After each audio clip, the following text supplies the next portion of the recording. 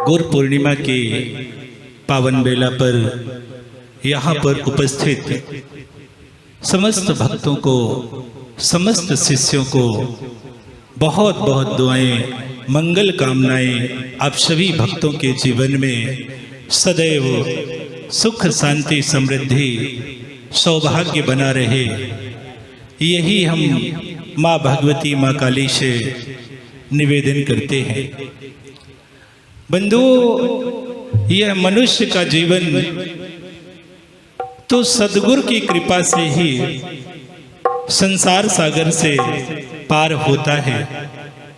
जब तक सद्गुरु की कृपा ना हो तब तक यह मनुष्य का जीवन कभी भाव सागर से पार नहीं हो सकता। इसीलिए तो हमारे धर्म ग्रंथों में कहा है कि गुरु बिन भव निधि तरे न कोई, जो बिरंच शंकर सम होई।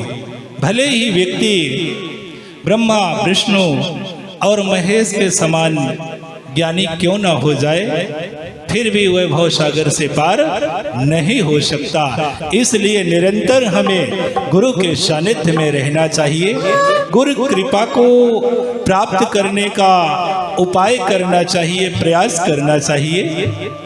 तो बंधुओं, गुरु की कृपा प्राप्त कैसे होती है, इस विषय पर भी थोड़ा सा अनुभव होना चाहिए। तो किसी भी इष्ट की कृपा को पाने के लिए, किसी भी सद्गुरु की कृपा को पाने के लिए हमें पूर्ण श्रद्धा, विश्वास और समर्पण का भाव होना चाहिए। तभी ही हमें गुरु कृपा, इष्ट कृपा प्राप्त हो सकती है। कैसे हमारी श्रद्धा होनी चाहिए? जैसे चट्टान की तरह महापुरुषों ने कहा है कि हमारी गुरु पर आस्था होनी चाहिए, हमारा विश्वास होना चाहिए, तो निश्चित ही हम सद्गुरु की कृपा को प्राप्त कर लेंगे।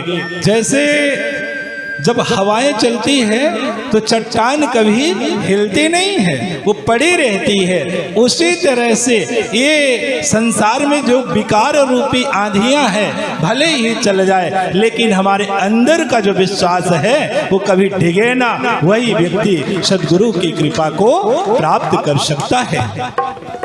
लोग इस दुनिया में गुमराह करने के लिए तो बहुत से लोग मिल जाएंगे, परंतु सतमार्ग बताने वाले बहुत कम मिलते हैं। आप सबने देखा होगा एक नशेड़ी को कि कहीं किसी गांव में चला जाए, पहली बार चला जाए तो 10 मिनट में वो अपना स्टेशन, अपना अड्डा ढूंढ लेता है। लेकिन एक सत्कर्म करने वाला व्यक्ति, भक्ति करने वाला व्यक्ति, सतमार्ग पर चलने वाला व्यक्ति 10 दिन भी रह जाए तो भी 2 भक्त अपना 2 साथी नहीं बना सकता। ये अंतर होता है।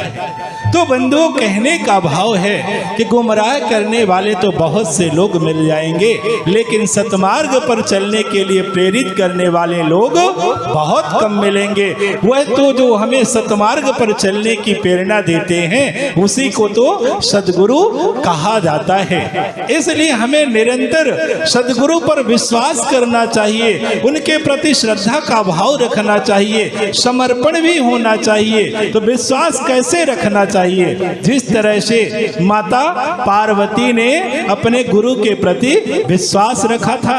रामचरितमानस में इसका वर्णन है कि जिस समय माता पार्वती ने भगवान शिव को पाने के लिए तपस्या करने लगती है, तो शंकर जी सप्त ऋषियों को भेजते हैं कि जाकर के देखिए कि आखिर देवी के अंदर कितना विश्वास है, हमारे प्रति कितनी श्रद्धा है। तो सप्त ऋषि जाते हैं माता पार्वती के पास, जहाँ पर साधना कर रही थी, तपस्या कर रही थी, और सप्त ऋषि बहुत गुमराह करते हैं कि आप क्या कर रही हैं, कैसे गुरु को आपने चयन किया है। अरे नारद जी तो पार्वती के गुरु थे।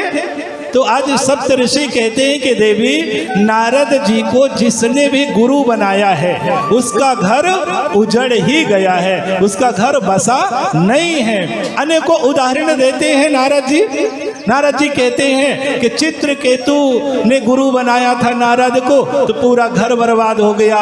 हिरण्यकश्यप ने भी नारद को गुरु बनाया था तो क्या दशा हो गई सभी जानते ही हैं। फिर उसी तरह से कहते हैं कि दक्ष की पुत्री सती ने भी नारद को गुरु बनाया था तो दोबारा लौट करके वो अपने ससुराल नहीं आ सकी। तो आज सप्त ऋषि कहते हैं कि देवी जिसने भी नारद को गुरु बनाया है ना उसका घर बर्बाद हो गया। नारद जी देखने में तो बड़े अच्छे लगते हैं, मन से तो बहुत अच्छे लगते हैं, लेकिन अंदर उनके कपट भरा हुआ है। वह जैसे हैं वैसे अपने शिष्यों को भी बनाना चाहते हैं। ऐसा सुन करके बंधुओं माता पार्वती जी सप्त ऋषियों से कहती हैं कि ऋषियों आपने बहुत गलत किया है। हमारे गुरु के प्रति जो आपने अनर्गल वक्तव्य दिया है ये उचित नहीं है। और कहा भी गया है कि गुरु निंदा सुने जो काना होय ही पाप वो घात समाना। अगर गुरु की निंदा कानों से शिष्य सुन ले उसका उत्तर ना दे तो गौ हत्या के बराबर पाप लगता है। तो आज माता पार्वती जी कहती हैं कि ऋषियों आपने बहुत गलत किया है, बहुत अशब्द बोले हैं हमारे गुरुदेव के प्रति। तो आज सप्त ऋषि कहते हैं कि देवी हमने अपशब्द नहीं कहा है, अनर्गल नहीं कहा है, जो सत्य है वही हमने कहा है। भाई शंकर जी ने भेजा था परीक्षा लेने के लिए तो सप्त ऋषियों ने पूरी ताकत के साथ माता पार्वती को गुमराह करने का प्रयास करते हैं और कहते हैं कि देवी आप किसको पति बनाना चाहते हैं? जो नंग धड़ंग घूमता है, जो जंगलों में रहता है, पर्वत में रहता है, उसे अपना पति बनाना चाहते हैं। अरे आप रहेंगी कहाँ? विचार तो कीजिए, उसके पास है क्या? गलों में सर्पों की माला, कान में बिच्छू लटकाए हुए, खोपड़ी की माला पहने हुए घूमता है। ऐसे पति को आप पा ही जाएंगे तो कौन सा सुख प्राप्त हो पाएगा आपको? बंधु माता पार्वती जी ये सब सुन करके कहती हैं कि ऋषियों अब आप लोग अपने वक्तव्य को बंद कर दीजिए, अब एक शब्द भी नहीं बोलना। हाँ, यदि आप लोग पहले मिल गए होते तो हम निश्चित ही आपकी बातों को मान लेते, लेकिन अब तो हमने नारद को गुरु बना लिया है तो निश्चित ही उनकी निंदा नहीं सुन सकते। हमारा घर बसे या उजड़ जाए, भगवान शिव हमें मिले या ना मिले, लेकिन नारद जी को हम नहीं छोड़ सकते। बंधु इस तरह से हम सब के अंदर अपने गुरु के प्रति आस्था होनी चाहिए तो निश्चित ही हम सबका बेड़ा पार हो जाएगा, हम सब का उद्धार अवश्य हो जाएगा। आज गुरु पूर्णिमा का पर्व है। गुरु पूर्णिमा का पर्व आप सभी लोगों ने बड़े उत्साह के साथ मनाया, बड़े विश्वास के साथ, बड़ी आस्था के साथ आप सब ने मनाया है। इसलिए आप सभी भक्तों को बहुत बहुत दुआएं, मंगल कामनाएं आप सभी के जीवन में। बोलिए श्री सतगुरुदेव जी भगवान की, अम्बर वाली मैया की, बोलिए सच्चे दरबार की।